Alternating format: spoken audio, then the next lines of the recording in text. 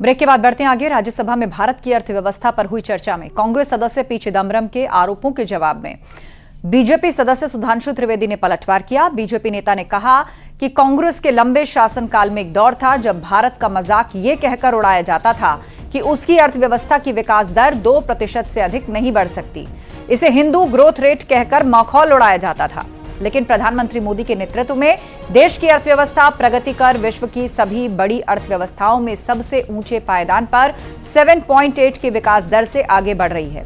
आज जिन्हें हिंदुत्व शब्द से नफरत है वो वही है जो 2% के हिंदू ग्रोथ रेट पर खुश थे, लेकिन अब यह हिंदू ग्रोथ रेट नहीं बल्कि हिंदुत्व की ग्रोथ रेट है। हम वर्ल्ड इकोनॉमी के लीडर के रूप में उभर कर सामने आते जा रहे हैं। वहां पे लोग कहते थे the success story of India is over, मगर हम लोगों ने उन्हें आश्वस्त किया था the success story of India is not over, success story of India is waiting for Modi ji to come into power.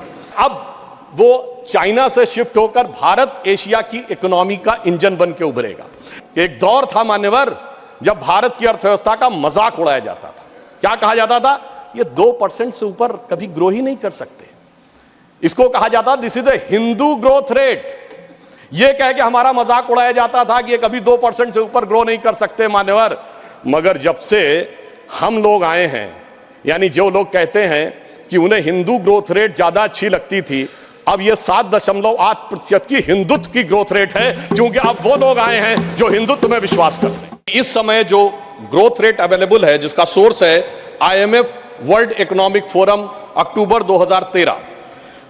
मैं छोटे मोटे देशों की बात नहीं कर रहा हूं, सामान्य देशों की बात नहीं कर रहा हूं। अमेरिका की 1.5 है %, European union 1.2, Germany 0.9, France 1.3, Italy 1.7, Spain 1.7, Japan 1, England 0.6, Canada 1.6 और अदर एडवांस कंट्रीज 2.2 और इसमें भारत 6.3।